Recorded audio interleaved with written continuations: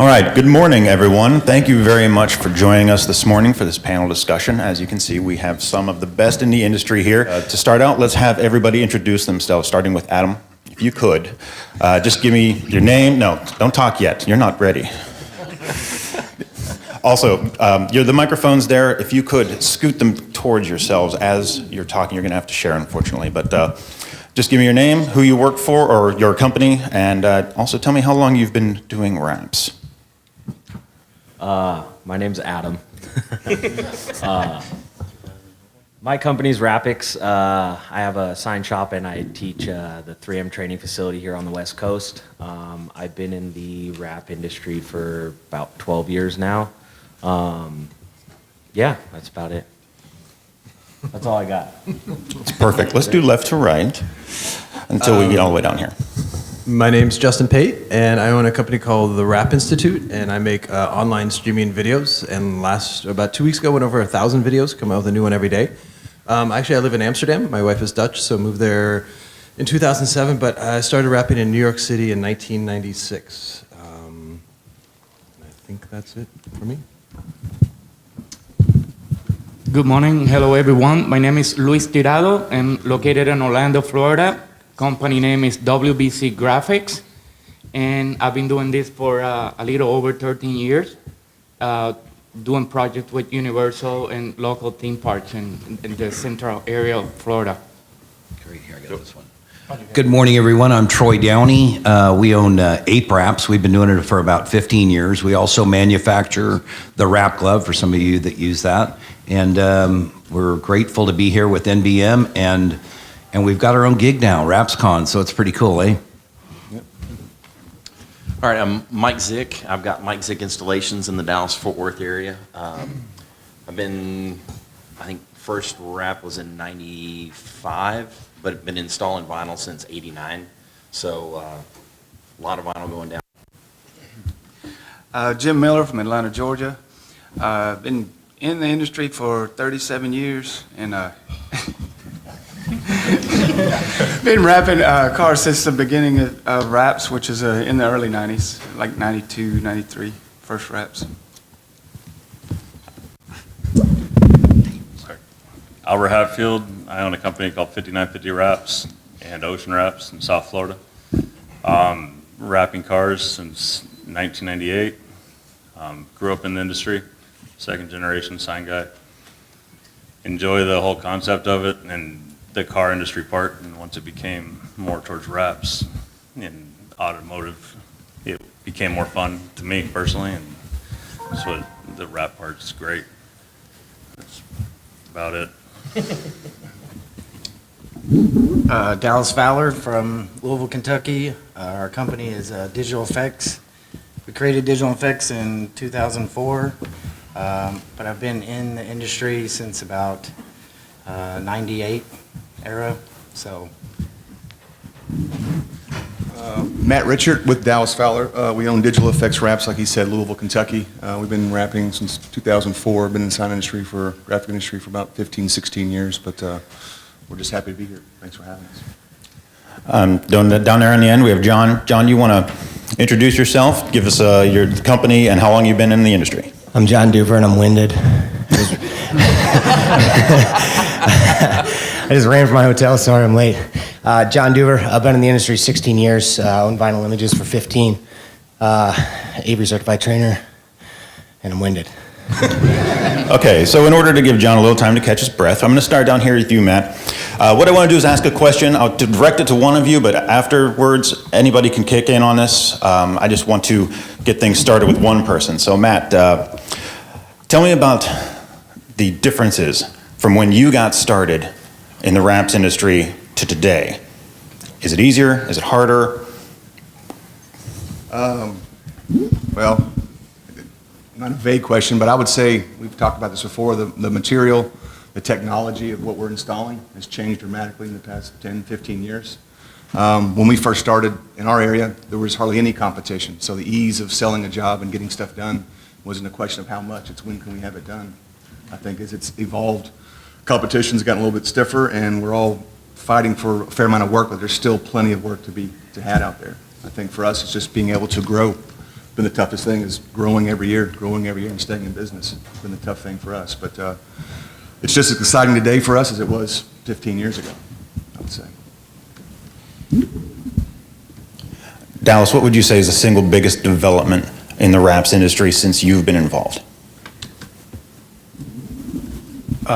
Well, for us, I guess when I first met Matt in the first sign shop that that me and him worked at, I do remember us liquid laminating some glossy calendared vinyl that we had printed on one of the first original Rollins.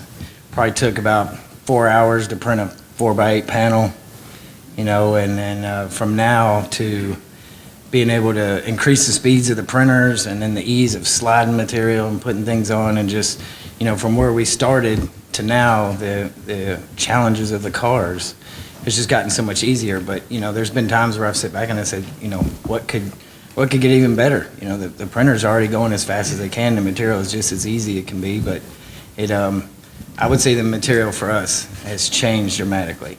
But I'm glad that we started off with material being more difficult with no air egress in the beginning. I think it's what helped really develop being able to tackle more difficult cars and challenges, and and then now putting it on everything, not just cars. So Just a reminder, guys, as much as I love all this information, you don't have to look at me when you respond. We have cameras here. So please show them your beautiful faces.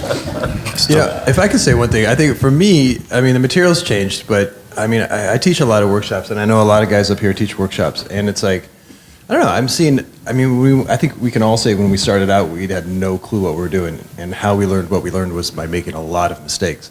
And I just think now having so many workshops and online videos and YouTube and stuff like that, I think that's what's changed the industry. I'm seeing people take the Avery certification test, and they're getting the highest scores that I've seen in, I've been doing it for 6 years on the Avery test. And I don't know, people who've been rapping for 1 or 2 years are getting the highest scores, which surprises me. People who've been rapping 10 years are doing good, but these kinds of kids who've been watching, I watched a lot of videos on YouTube, and I got some cheap Chinese vinyl, and I just take a certification test and I kill it. Really interesting. For me, that's showing, I feel like the quality of installers is going up a lot recently. It's interesting for me. Also, they develop all the tools that we did not have in the past. We remember we had a squeegee. Some people even apply vinyl with a credit card. Now we have so many kinds of squeegees, we don't know which one is the one we like the best. We constantly keep trying, evolving. It all depends on how good the tools, the material you work with, and the quality of the end results will be. So the better the tool, the better the vinyl. There are many choices out there for you to choose from tools, vinyl, lamination, printers. They're all good. It's a matter of preference, and it's the person who sits behind the squeegee or sit behind the printer that operates it and make it work to their satisfaction. I'll add one thing to that. I think clients being educated is a huge change as well. The industry is growing. More and more clients are coming on, but the clients are educated now. They're not coming to you, or more educated, they are educated. They're more educated. They're coming to you with a very good idea of what they're looking for. They're understanding the difference between cast and calendared vinyls. They understand that the cheapest is not always the best. It's a very good thing to see that the consumers themselves are getting more and more educated. And on that, one of the techniques that Justin teaches is the cold pre-stretch. Adam and myself have both had customers call and ask, do you use that technique when you do your installs? I'm like, where is this coming from? So yeah, they're truly getting educated, customers are. Let's follow up on that, actually. Are customers pretty knowledgeable about film? Are they coming in more often knowing what a wrap is, or are you still having to explain that it's not paint? I'll take that one. Take the So that's probably one of the biggest hurdles that we have, is that our community, I've used terminology in the past, is that you can't let the client drive the bus, or you'll get in trouble. And everybody raise their hand. We all know this. So one of the things that we've got to make sure that they understand is that if we're going to go the high road, which you should be, the materials are more expensive. If they expect you to go the low road, is that warrantability that comes out of our shop for what in workmanship is 1 year. But, you know, you get some of this Mickey Mouse stuff that you're putting on there is, hey, it might not last a week, or you may never be able to get it off of there. So you've got to make sure that, depending upon the lane that you're going to pick, they're not educated. So you've got to make sure that they understand exactly what you're laying down for them, and that for me to warrant for a year is, it's got to be able to meet our expectations first. So. Yeah, I mean, based on that, I just got a funny story. I was in South Africa in March teaching a workshop and talking about the benefits of, they wrap with Avery 800 cut vinyl film. That's what they wrap cars with there. So I was trying to convince them that wrapping with Supreme wrapping film is better, whatever. So one of the guys was like, well, I like to use cheap film on a car. I'm like, why? And he's like, because it fails in 6 months and the customer comes back.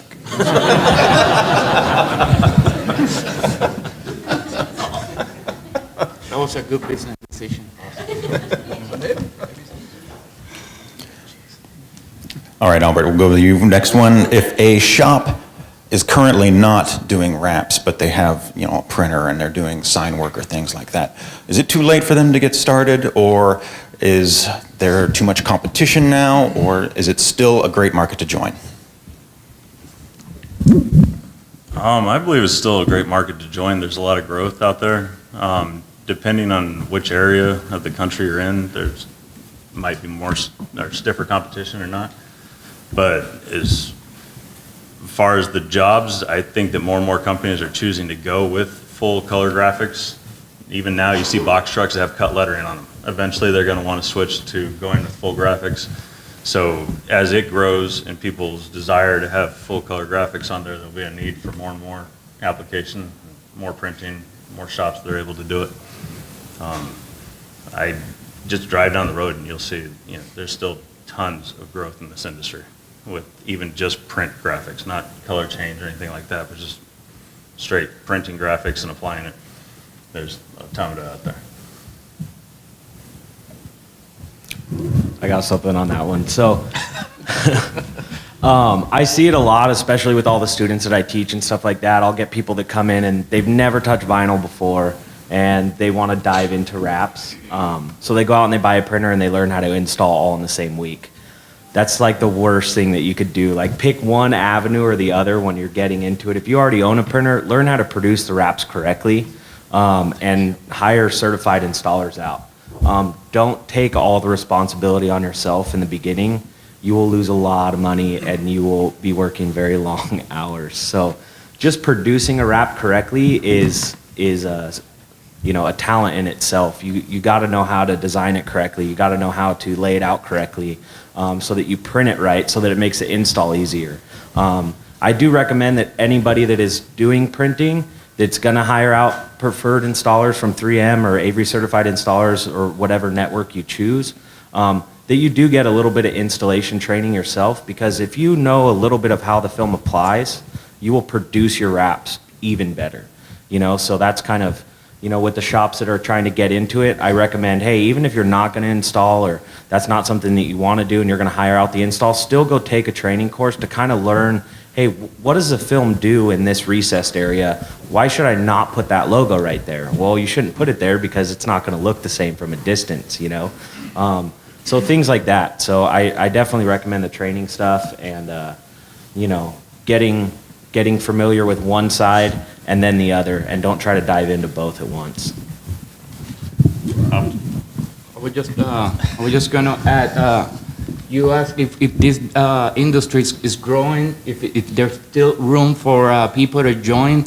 I believe that we have a lot of education to do, not just the installers or the people that are going to run the printer, but the consumers. To let them to explain to them the quality of the film, the durability. Yes, we're gonna grow, but if we have bad installers, bad installation, bad products, nobody's gonna wanna spend $250,000 in a card and wrap it all completely. So I believe that we should educate, train the installers, educate the consumer to explain the reason of a good wrap and a bad wrap. If we continue to let everything get out of control and trying to rush the job, use cheap material, it eventually is going to come back to you. And in the long run, people not want to have that product on their vehicle. Not at all. So I believe that we need to educate our installers, make good quality installs to prove those consumers that this is a great option. Before it used to be commercial wraps. Nowadays, people want to wrap everything, walls, floors, windows, and things. If you have a wall that has a bunch of wrinkles and bubbles, they're not going to want it. So educating the customer, you need to prep the wall, you need to get the right type of film, and it's a whole package. Like Troy was saying, some of these end users don't understand what a successful job entitled to. It's so many steps in between. It's a decal. It's a decal. A decal, yeah. If you're in Canada. Yeah. So I believe that that's one of the main things we should focus on, good training and good education to the end users. One other thing on the training side of things is, not only do the shops need to understand, the mechanics of the materials and that sort of thing, but if you can get your designer to go through a training class, because they design in 2D, we install in 3D. Totally different. They don't know where you need that extra bit of material to be able to go around that corner, make sure you're not overstressing the material, and you're not going to be pullbacks or issues down the road. So some of the best installers know how to design. So it's really, really beneficial if you can get them to go in there. And they may not want to get their hands on it, but if just get them that information, get them in there, get them to see what it takes to really install. It'll start speed. Your designs will look better. Your installs will go faster. Just common sense on that. And one thing I'll say too as well is, we've talked about it before, but the amount of respect all these guys up here have for a lot of people and everybody in the industry. And I had a client of ours, I've said it before, about a year and a half ago, and he said, man, you basically are designing and printing and installing a custom tailored suit for a vehicle every single day. This is not just, our clients think that they have an E350 van and we've got it already printed in a tube and we pull it out and unroll it, install it, and they come back that afternoon and pick it up. And I think a lot of times people forget how much time, how much precision, how much craftsmanship goes into this, to the point where even if you see a competitor of yours that you may lose business to on a regular basis and you look at that vehicle, you can tell how much time was put into it. And you cannot not respect that, especially if it's done the right way. Do I get happy when I see a wrap that we lost that was done badly? Kind of, okay, to be completely honest. Yeah. But it's also good to see good work coming through and seeing something done seamless, seeing something that's not peeling up and curling.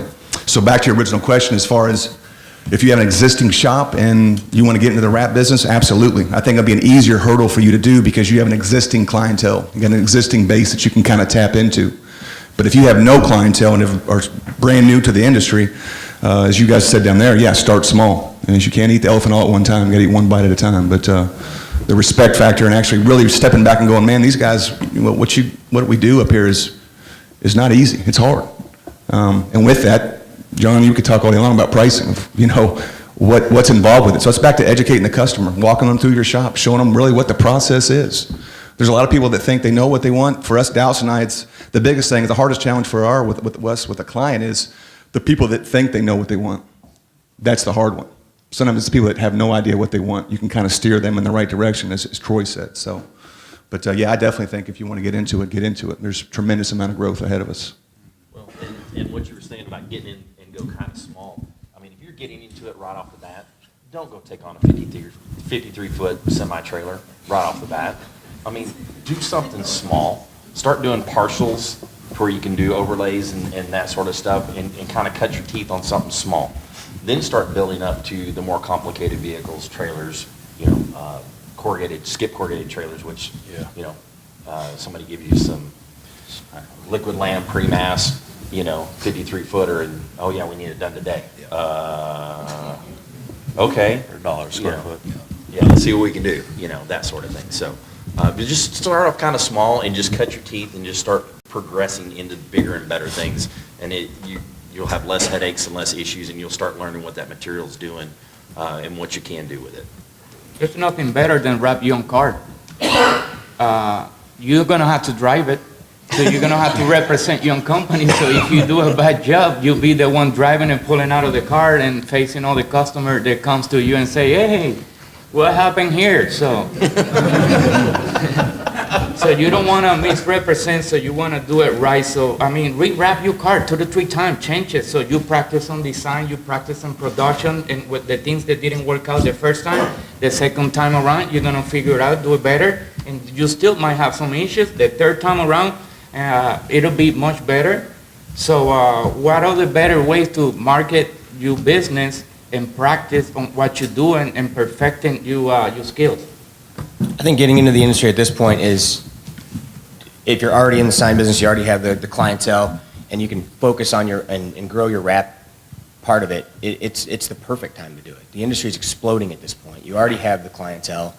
There's the Wrap Institute, there's the trainings. You know, when we first started, there was 1 meeting a year for PDAA, like 1 certification a year. I mean, that was it. That's the only training we had. Like, YouTube wasn't around, the Wrap Institute wasn't around, nothing was around. I mean, it was, 5 or 7 years ago or so, Jim, whenever we started doing wrap competitions, I mean, that's when we really started exploding with the training and with the knowledge. But if I were to start today, I'd be a heck of a lot farther ahead 15 years from now than starting 15 years ago and being here right now, for sure. Because there's the knowledge and the avenue and the education the avenues to get the education are all there now.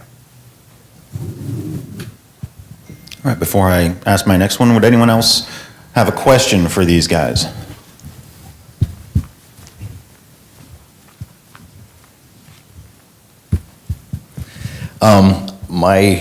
I'm coming from the totally opposite end of it. I've only been a wrapper for almost 20 years. All I've done was installs. I know nothing about a shop, and that's why I'm here. What's the best thing for me to do? Because I am just now getting ready to make the plunge and buy printers and laminators and everything that I need. Do I start low end, middle end, or should I just jump in and go high end and go that route? What's your staff look like? Your staffing. How many people do you have? Are you going to take everything on? We have 2 installers and so I pretty much have to hire just to Yeah. start out and go. One of the hardest things you're going to come into is finding skilled staff that actually are knowledgeable in the industry itself. You're going to find a graphic designer that, there's a lot of graphic designers. Installers, you seem you have pretty covered, as long as they get the proper training. But the biggest thing you're going to do is find someone that can get the printing done, get the designing done, get everything done in order to go. You can go out and buy a printer, like these guys are saying. Buy a printer, that's fine. You have it. You have a laminator. You have all the tools. The most important tools is going to be your staff. And that's educating your staff and getting the proper people in the right places. And it's not just putting a body in a place. It's finding qualified, skilled labor for those individual positions. I would say that would be one of your biggest. I'd like to pick up on your question too, so you've checked, pretty much you've got all the boxes checked. You're the right rear end for the seat to bring a printer on, unlike a lot of the folks that are in just the color change business.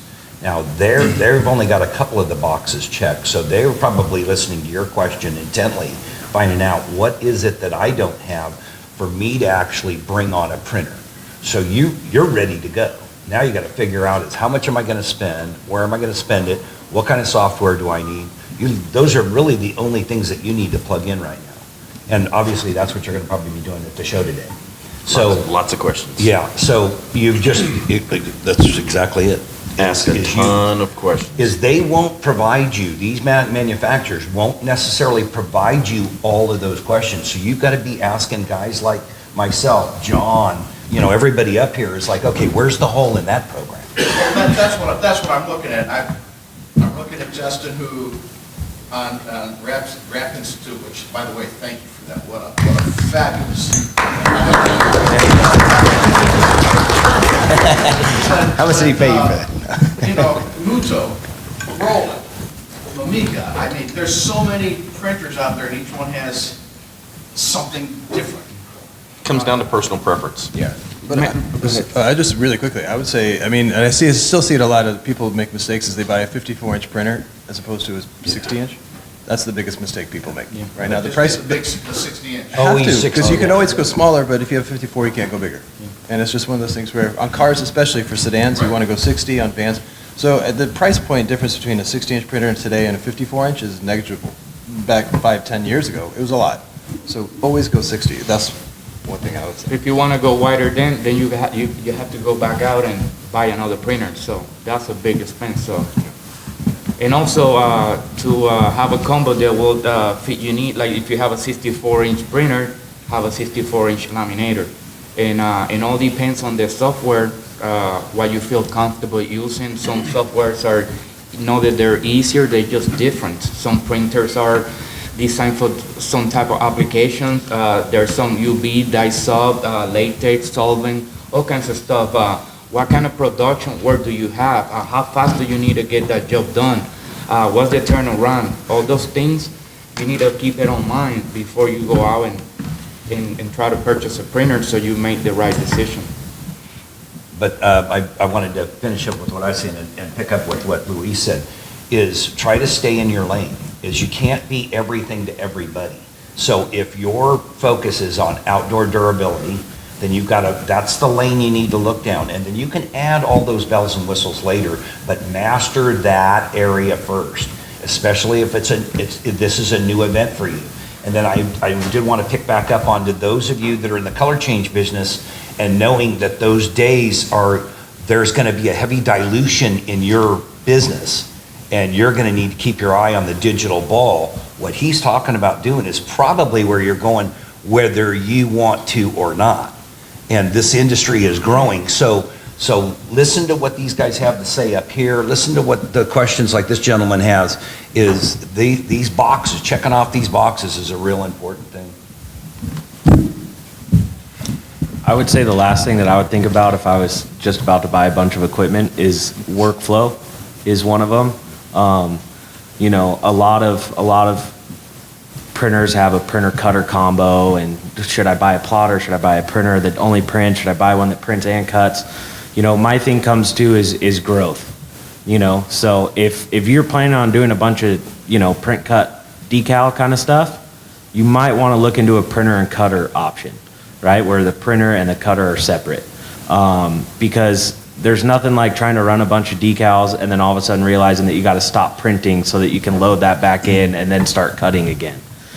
So those are the kind of things, and depending on what your price point is, your budget is to get into it.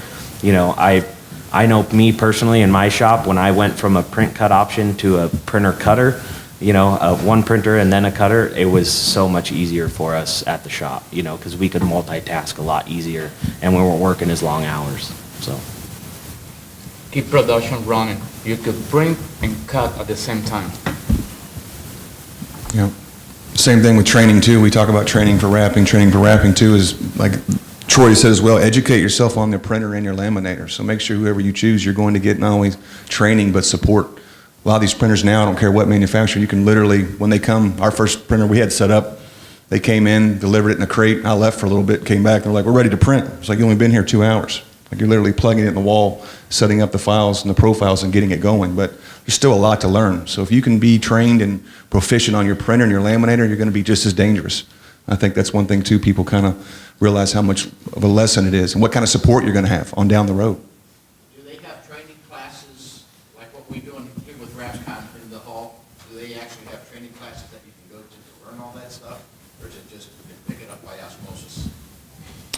You pick a lot of it up. I can't speak for every, we have a lot of guys up here that represent different manufacturers, even with printers, but most of the time, yeah, there is training. There's online training. A lot of them, you'll have authorized dealers. You'll have people that actually come in and install your printer. That's the relationship you need to build with more than anybody. Your printer is your livelihood for us. Anybody, all these guys up here that have printers, that's what makes our money.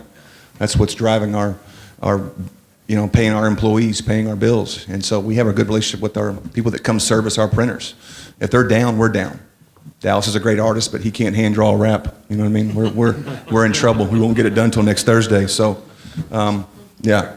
So I would say that too. I think some people just kind of think, you plug it in, you hit print, and then all of a sudden you start having all these issues and problems, and you're working backwards. So, like I said, Troy's right. Pick everyone's brain. Ask questions over and over again, as much as you can. That's what we're all doing here. That's what we're here for. Yeah, exactly. Yeah. So if you don't leverage us while you're at the show, it's your fault. Because we're here, literally wear us out. Yeah, people are, the volunteers. Well, Troy. Yeah, or. Yeah. Mike. No. And like I say, I mean, we want successful wraps. We want you to succeed because in your area, if you do bad wraps, it's not gonna grow that fast, like maybe in Arizona or in Florida. So we want everybody to do a good job. So we have you as an option. I can send word to you because I know you're gonna be able to do it right.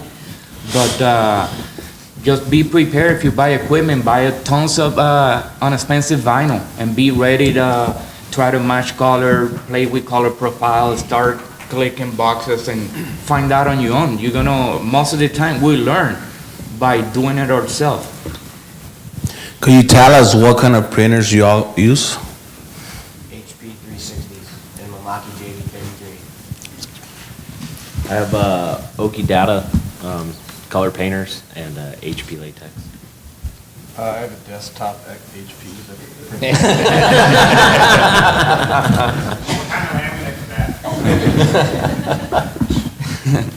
I do HP 360 and I cut with the FX2, Mimaki FX2, 64.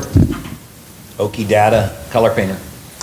Not a thing, install only. Install only. Install only. We are, we're actually Roland users, so we've got 3 different versions of the Roland printers. Rolling as well. So we all do the same thing. We all use different products. We're all happy with what we have. But what I can see, these guys have been doing for a long time with the same company. And so it doesn't matter what printer you have. It's just knowing how to operate it and get the most out of it. I want to add, all right, so for some of you that are looking for a printer today, or this is the beginning of your exodus out into figuring out what one's for you. The first, there's like those 5 questions that you want to ask. First question you ask, can you service me? Where are you geographically, and do you have service within my area? So if you're in a rural area and they can't get to you, if your printer is down and they can't get to you for 2 days, how long are you down for? 2 days. So you're not making any money, right? So you might as well get that one done right out of the chute, because most of the entry-level large format printers all are very consistent. Okay, so across the board, you pretty much can't go wrong. The question is can they service that unit? Sorry. I just want to know, so there's I read an article stating that those latex printers, their vibrancy compared to EcoSolvent is, I mean, the EcoSolvent is a lot more vibrant than latex. Well, what are your thoughts on that? We nail some pretty vibrant colors with the HP 360. It all comes down to profile, ink saturation. I agree with John. It all depends on the profile you're using. Most of the time, if you want to have some good vibrant colors, you might want to tweak your own profile instead of just going online and try to download a profile that was created up in, who knows, Canada or on the West Coast, and now you print it in Florida. Sometimes if you have a solvent printer and you move the machine from one room to the other, you might have some variation. So if it's in another state, you probably have some color changes. So they're pretty good, pretty consistent. Just like John said, saturated the print, not too much will cause problems, but I don't have any problem. I get consistent print with vibrant colors with the same printer he has of a latex. And if the printer companies had any idea what was going on right now in this room, They're nervous. they should have been sponsoring this thing. Yeah. That's right. We should have had them all in here. This is spun off. The other thing, though, if you look up at all these guys, or if you were able to go and look at their shops, I don't know how you measure success. You know what I mean? But obviously, you guys are very successful, but they're using different equipment. But at the end of the day, the same result's getting done.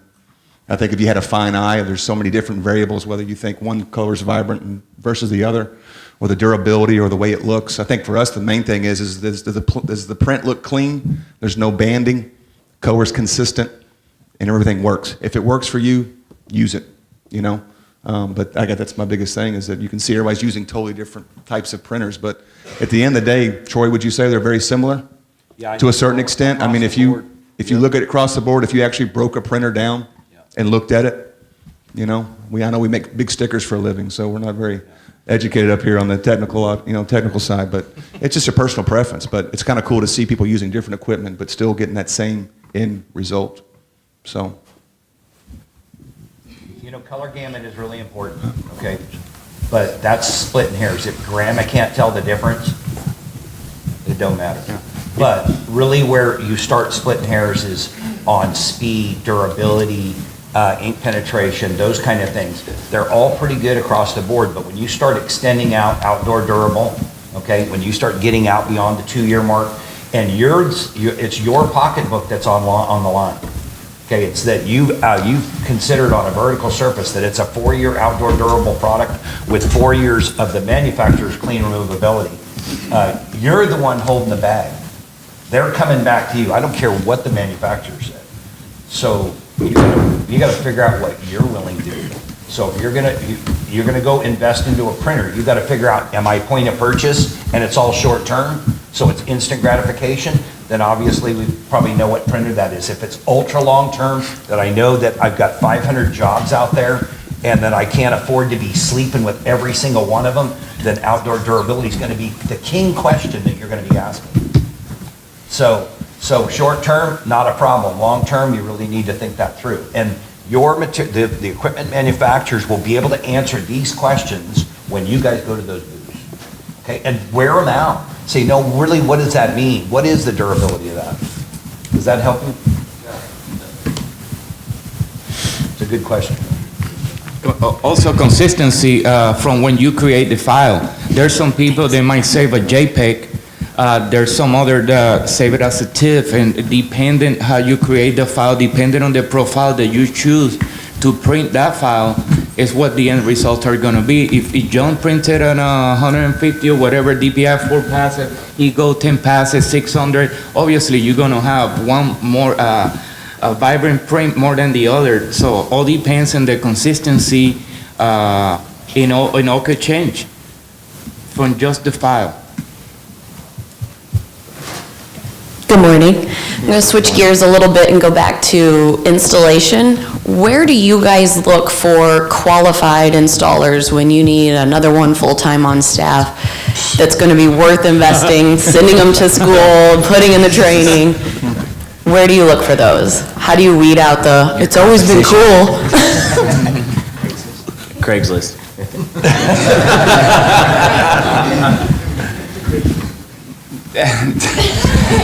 That's got the hardest question yet. That's Wait, the get hardest that one question out. we've heard yet, and if anybody can figure it out.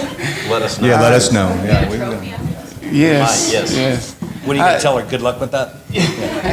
Well, I've worked by myself. I've been working by myself since outside the shop since 2001. I don't want to mess with anybody. I can't find anybody that wants to put in the effort, the drive, and the desire that I have. But I'm the owner, so but I'm not getting any younger either, so I need to hopefully find somebody that either wants to continue on, or I've got to find a different avenue down the road. So, but. For us, it's just a trial and error. I mean, we get people, yeah, it does. We get people from all walks. I mean, if somebody's good with their hands, you'll know right away. And I like hiring at a low level, and training them myself. We've had better luck with that than hiring somebody with a lot of skill already, and then you've got to change bad habits. Because when they get out on their own, they're going to go back to what they were doing. If they've been doing it for 10 years or... Our best luck has been training from scratch and finding somebody who's a dedicated worker and wants to come out and work. And it's just the way it is. It's just there's nothing easy about it. It's hard. It's hard to find installers, and then it takes a long time to train them. And then they don't stay around long. So just get ready for it. Yeah, I mean you've got to train them. So Industry-wide, everybody deals with it. We found that, generally speaking, we find that window tinners make really good vehicle wrappers if they have good knife skills already off the bat, but vehicle wrappers don't necessarily make the best window tinners. It's a one-way street there. Yeah, you got to be careful too, because you can create your own competition, whether you have non-compete laws in your state or whatever. So we've had people that we've, for 5 or 6 years and leave us and go on their own. It's just part of what it is. I think the main thing we do too, Dallas, you can touch on this, is we don't hire installers. We do a trial error. So not only we want to make sure they're a good fit for us, but they enjoy being around with us as well. I mean, it's a relationship, so it goes both ways. And that way you can kind of see really what kind of person they are, because you guys know even on a first date, right? You're meeting the representative. You're not meeting the real person.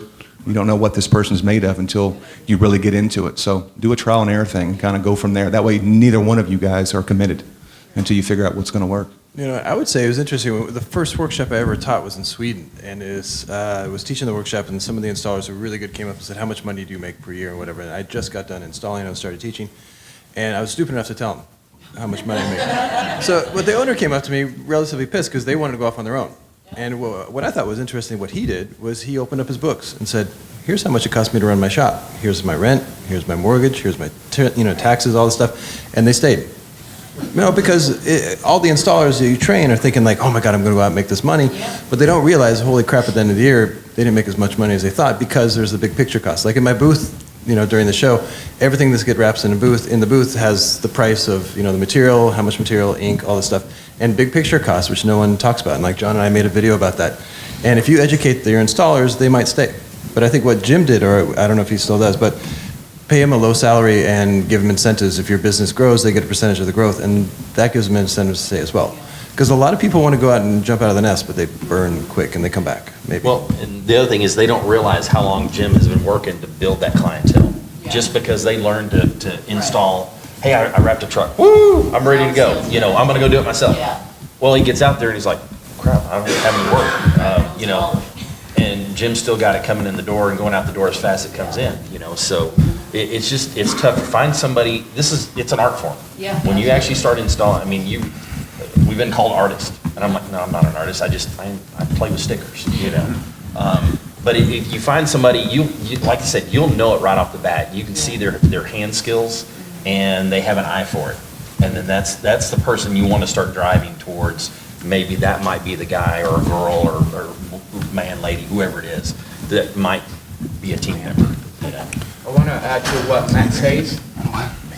To me, it's very important to find somebody that is going to be responsible, that's going to be on time on the job, it's going to be clean, it's going to be safe. The guy could be a good installer. I show up to a job, there's tons of backing paper on the ground, graphics can be found, and that's really important. That speaks about your company. You don't want to get a phone call and say, you guys are stepping on top of the ladder, hanging out without a harness, or the things like that. So professionalism is important. So if the guy can have all those qualities in which it's really difficult to find, then I will say, man, this guy will make a good installer. And like they are saying, you know, you might try for a couple of years, few years, and now they think that they did 10 bins. Now they need to do 10 VW, so it's like, wow, I never done this vehicle. So they find themselves in trouble because there's too much to handle it or not enough to live off of it. Just always get a good backup plan. No matter if you hire installers, find a network of installers like certified, just do your homework on it. You're gonna have to have help. Even if you have a great installer, you're gonna get 10 vehicles that need to be out next week. And you're going to have outside help. And that's where companies like ours that do installs only, we get, you know, these shops that hire their installer, that's great, but they need help a lot, and that's where we come in. And so you always have a backup plan. And then as far as worrying about competition, making your competition, don't let that slow you down on hiring somebody. Just have faith in your reputation. Stick with your guns, and you'll be fine. I mean, it's just hard. It's hard to find the installers. Okay. So I've been in a lot of shops, and I get this question. Matt started to talk about it. So you find somebody, you train them, you hire them. How do you keep them? How do you keep your installer happy they're going to stay with you? Is there one or two secrets to it so I can share that Hey, just like Justin, we're saying, bonus incentive. I mean, sometimes they're slow. They can get a job done in 4 hours, and you estimate it for 8. Take care of you guys, because those are you soldiers. You don't go to war with hungry soldiers. So those are you installing. You got a big job. They want to make money. They want to have a good living. It's nothing better but than the feeling of watching you guys grow, buying a new car, growing with the company. That's a good feeling, you know. I can see myself growing and watch my installers struggling because I don't want to pay them. Sometimes people tell me, Louis, man, you pay these guys too much. I'm happy with what they do. I'm still making money, and I will take care of my guys. Those are my guys. Just like my kids, you know. Those are the guys that make me or will break me. I mean, I would also say, sorry, really quick. I mean, I go to a lot of wrap shops throughout the world. Luckily, it's weird, but I would say right now my biggest thing is hire a mechanic. I mean, if you're doing any type of volume, like Car Up City, my partner, he has 4 killer installers, 2 other very good installers, and they're to the gills. They're wrapping like 6 to 8 cars a day. Crazy, like just pushing. They just need to hire a mechanic. Like Metro Wraps, they have 6 people on staff, 2 are mechanics, and his installers have never taken a car apart for like 4 or 5 years. There's a lot of mechanics out there. That would actually solve a lot of your problems. It's just hiring a mechanic. They can cut down the material, they can clean the car, they can prep the car, they can strip it, put it back together. That's worth hiring. Those people you can find. I would do that in a heartbeat. You could lose all your money by just trying to take a door handle out and not being able to put it back together. So I wanted to add, so for a lot of people, that this is going to be going into the wraps business, which is the majority of what we're talking about. I mean, we really haven't even talked about where the real square footage is going down, where the money's being made. But for those of you that are going into the automotive wraps business, it's more of a value-added program, and you're looking for one installer. And so, to everybody's point, everybody's mentioned it, is you want to get somebody that you can train out of the ground, somebody that doesn't have bad habits, somebody in the automotive industry. Like John said, the tint industry, probably the best to look for. But at the end of the day is that what's good for the goose is good for the gander, is if I give you a spiff, I expect you to show up, and I don't give a shit if the surf is up or not, roofer, okay? Just everybody needs to know is you've got to call them out on it and say, I'll treat you just fine as long as you treat me, but you are not God's gift to mankind. Amen. Yeah. So make sure that you let them know where the rubber meets the road. Right. Okay. So when you're looking for 1 or 2, and then one other one that I will say is the restyling, quote unquote, industry. It's been around a long time. That word is overused.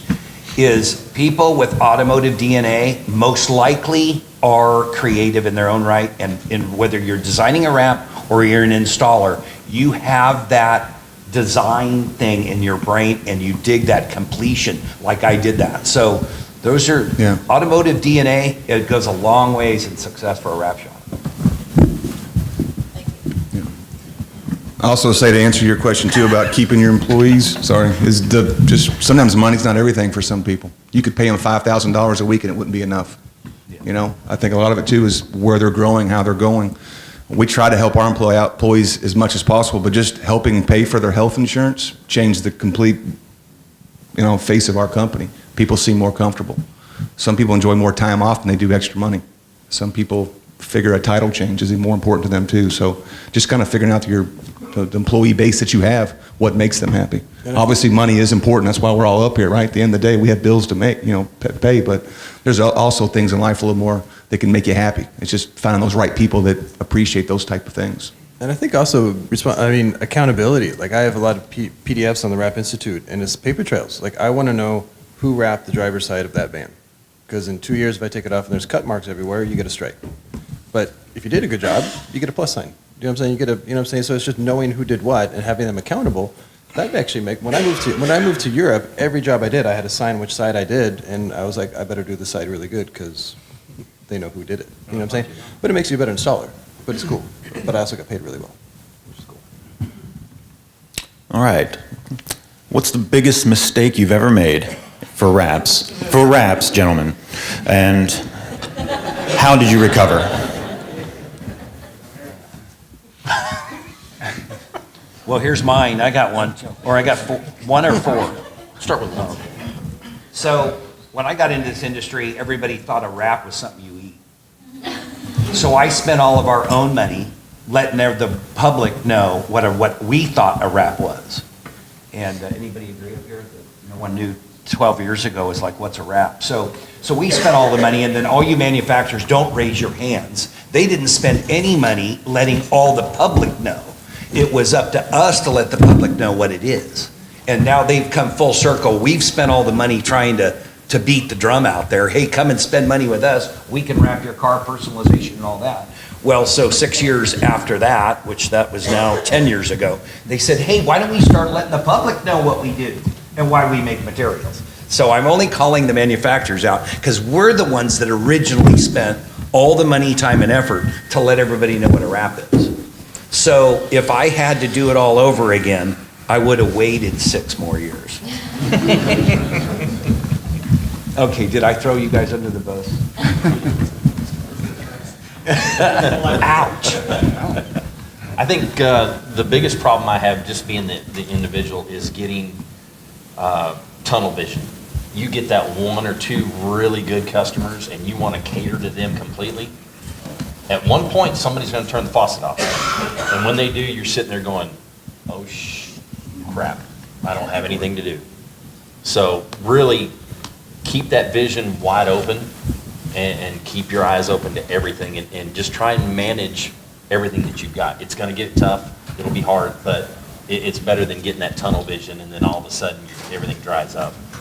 I think for me, it's handshake deals. I'm a handshake guy. I've always been a handshake guy. When I shake your hand, my word is bond. But it's not that way with other people. And people I thought was a handshake person, I ended up eating a lot of money. I'm a black and white guy now. Everything's in writing. Everything's good. Car doesn't show up. Cool. I get a kill fee. Someone cancels a contract. Cool. I get money. You know what I'm saying? It's interesting. It's big boy stuff. I don't do handshakes anymore. It's hard to say. I hate to do it, but it's life too. One of my biggest mistakes is thinking, at least for me and the direction that I wanted to take my company, is thinking for almost 20 years I could do it all by myself. I wanted to grow a big company, and I think once I realized that I needed help and needed help running the business and, doing different aspects of the business and delegating different parts of it, it changed our business for Miller Decals. Thank you. So for me, what I saw is, even with me and Matt being a team and growing our business, for years I would spend time just, and this probably touches on the installer part, but I spent a lot of time making sure I trained the guy, and I kept that going on for so long, and I found out within the past couple years that I would show them, tell them what I needed to do, and actually kind of let them make mistakes. And then I would say, okay, now this is the reason why. And I think once I kind of let go, as feeling like Jim, like I had to do everything. I mean, I only got better because there was a lot of times where Matt was like, well, I don't know if we can, and I would do it.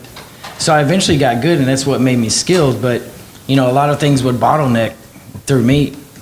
And so as I learned to let go and let some of my other installers take on these bigger jobs, I would see that, even their pride and confidence gained, because now I'm letting them not just necessarily do the box truck or do other things, that now we're letting them on, more high-end cars and learning. But I think that was the biggest mistake I did, is I kind of held on to those installers too long, and I kind of coddled them way too long, where I might have trained a guy over a year, and I'm sitting there thinking, we teach, 2-day classes. And then now, here's somebody who's been my helper or been my side, person forever. Once I kind of let go, that pride of now I'm handling the job. So I always told them, it's always about getting good and learning the material and then being able to get it on, wrinkles, no bubbles, and then getting it on straight. But then now it's, can we do it fast? Can we do it? We're all under pressure. We got time where we got to answer emails, we got to get designs back. So there's always pressure. So I always let them know that, hey, but I think there's a certain pride about it, and I think once I actually let go, I noticed in our staff that everybody became more skilled. We're working together as a good team, and then with that, we can actually say, okay, you got that job done. Well, we're going to put a bonus on your check. And so and then, letting them wrap their own car. So it was, a lot of small stuff, but I think once I actually let go, I really noticed that, I had an increase in their pride, and then, we became a tight team. We spend, 8 hours together, so we're like a family, really. So that's kind of my thing that I felt really increased for us. I think the biggest mistake I made was thinking that saving $200 on a wrap kit meant $200 in my pocket. It's not the case, and a lot of people starting out in the industry that going with the cheap film or the cheap wrap kit or this wrap kit is not going to make your business more money. And actually, by spending more money on the material, you will make more money on the back end.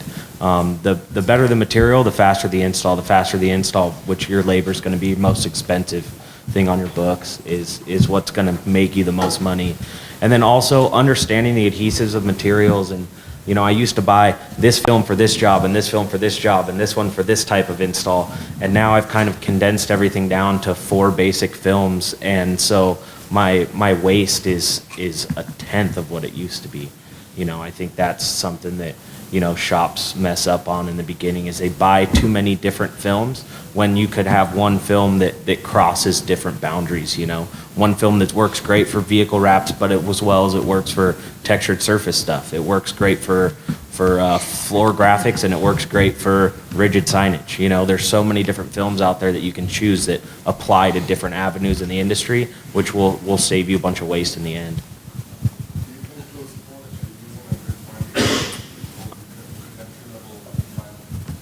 Yeah, I mean, I'm a 3M shop, you know, so I use IJ35C, IJ40C, 180 CV3, and 480 CV3. Those are the 4 films that we keep in stock, and that's all we use.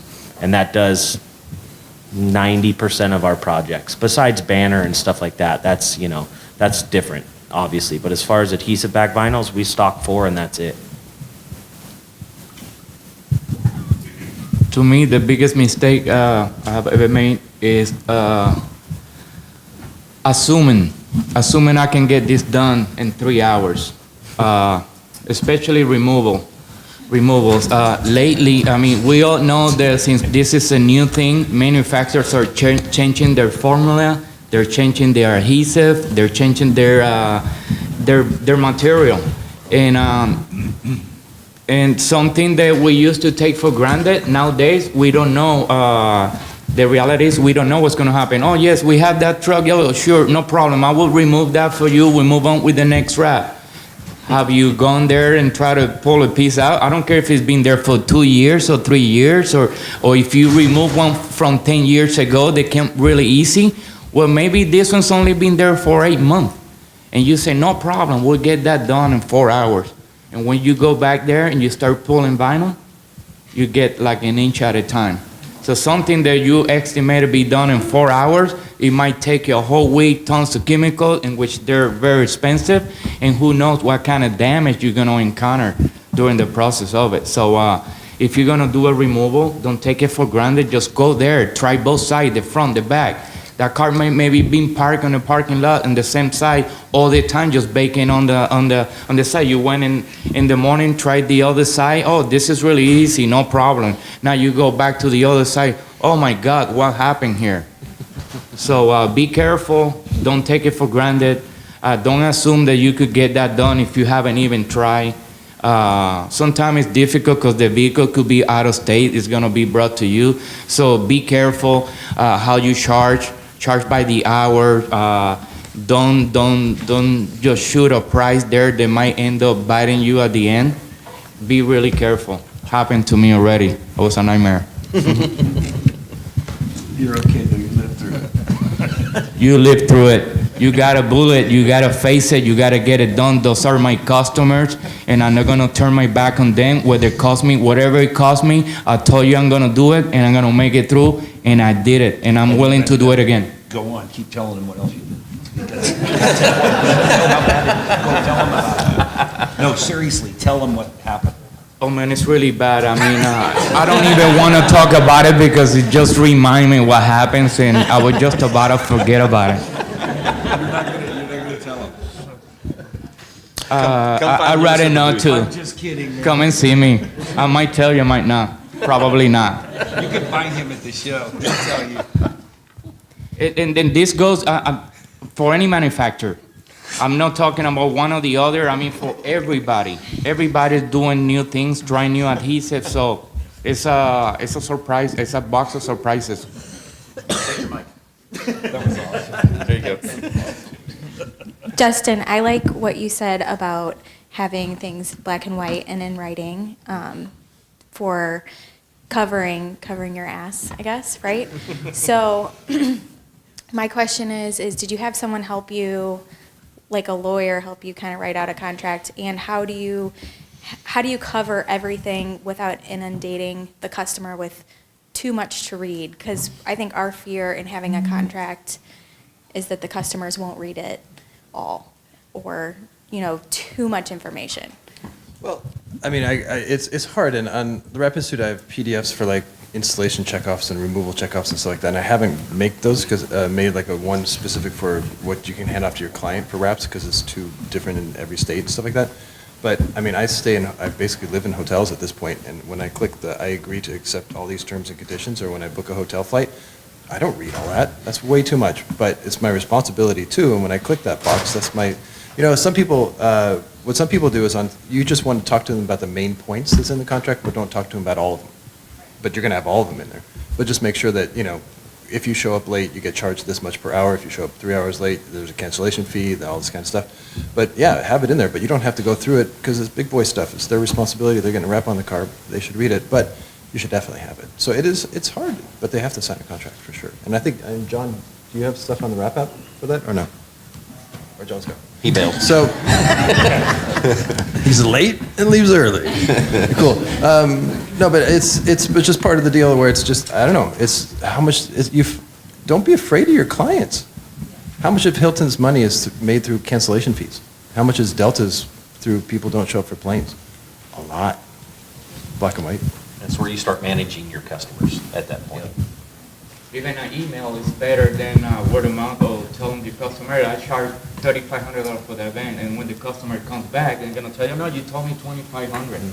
So at least an email, you have something to stand by. And So I want to add to this is, so a lot of this stuff, this exchange happens verbally, so that they don't have to read all this information. But there are the main key points. So you're going to set their expectations, and you're also going to let them know how the cow goes through the buckwheat. Okay, so that you know that you're not going to be sleeping with that job, right? So the thing is that you only said it. And hearsay, okay, is what that is. In a court of law, you're the professional and they're not.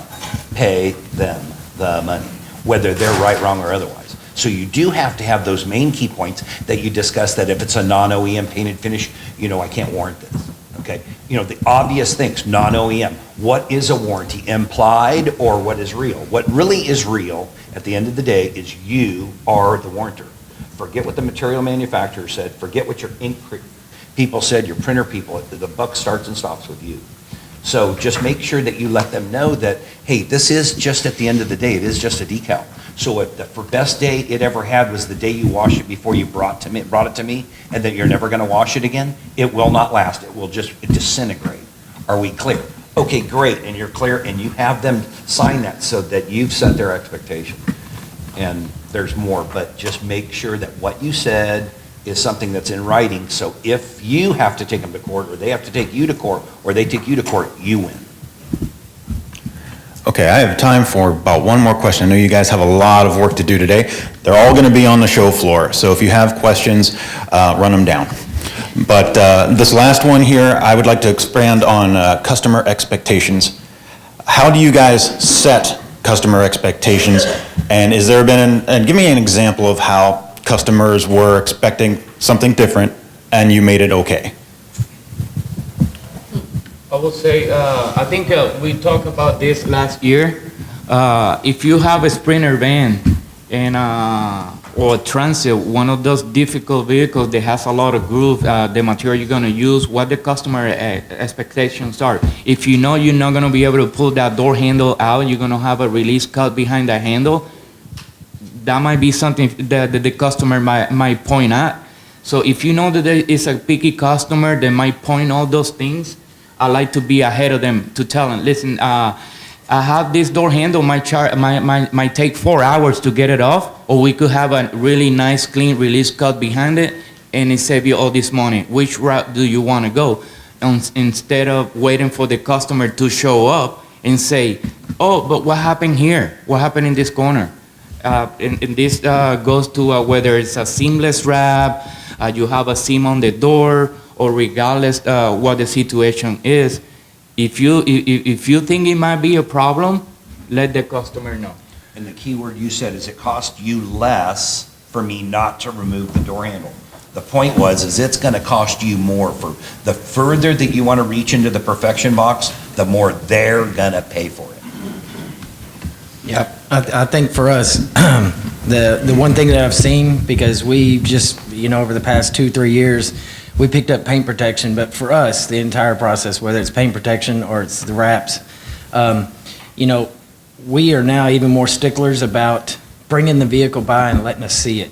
And essentially what we do is we get them in front of us, we can see the bumper, we can see the paint, because they don't really know. I mean, even on some of these paint protectors, some of these Porsches that we're putting stuff on, they don't even know there's a chip on the bumper. But for us, it's getting them to bring it by. We photograph, we measure it, we do all this stuff, even though we know what an E350 van is. But essentially, for us now, is they bring it by, we tell them the expectations. Every one of our vehicles on staff is, wrapped. So we've got some that are completely wrapped. We got some with paint protection, whether it's walls, whatever it is, we kind of have all that. And then essentially, so then when we're sending designs over and we're showing why the black rubber molding is showing in the design, they get it because they've already seen some of our vehicles. They've seen the quality. So I think it's, seeing it, telling them what we can do on their vehicle. In the design process, they see that, but also seeing it, our vehicles on site that are wrapped, and say, here's what you're really going to get when I mean a face wrap on a bumper. And I'm not going to do the fog light. I don't show them in design all that stuff wrapped. But if they say, well, I don't want any of that show, well, we can do that, but that'll just be extra time. So I think it's, for us, not showing them ahead of time, but it's like, hey, we can do that. And I think that's where Troy's touched on. It's like, we can do that, but we know there's a difference right now between commercial wrapping and, color change wrapping, for me. So we know that, and we set their expectations by showing them by example. So, and I don't know if you had something to say, or? No, our rule in our shop is we don't schedule anything unless we've seen the vehicle firsthand. We do not let it come in. We want to work forward, not backwards, meaning we've had so many jobs where we say, oh, thanks for the pictures. What's great when the customer sends you pictures of their vehicle, right? And a tape measure with a finger on the number 96. Like, what does that do? What does that do for me? So we schedule nothing until it comes in, because we don't want to call the customer back and say, hey, we got this issue, we got that issue. We literally walk around the car like we're an enterprise. We've got this, that, and that. You've got a deep recessed area here. You've got this issue, you've got that issue. We lay everything out in the line right in front of them. Basically a pre-interview. We're interviewing our clients before we move forward. And I think most people appreciate that. But if you can do that, you're really crossing your T's and dotting your I's, moving forward. So I think sometimes people get so excited of getting a wrap job, they just want to go at it full bore without really stepping back and looking at the big picture. And what's crazy is, once again, we're talking about a sticker on a car. Yeah. You know what I mean? At the end of the day, we're talking about a gigantic sticker on a car. Right. But you got to do it that way. Well, and the other thing too is to add to that is when you go over that car and you tell them, this is how we're going to address this area and this is why. You need to be able to tell them why you're doing it that way. Whether it's longevity, whether it's time, whether it's material limitations, whatever the case may be, give them a reason why you're going to do it that way. And 9 times out of 10, it starts to hit home. You start educating that customer at that point. Yes, managing expectations is very important, because we have we do a lot of commercial work, and a great example is the Transit Connects. They have no parallel lines on that car. So letting your customer know, how do you want this to look? After the design, for us, the design's there already. So it comes in and they got these massive words going down the whole length of it, and how do you want it leveled? Is it level with the ground? Is it level with this molding, with that molding?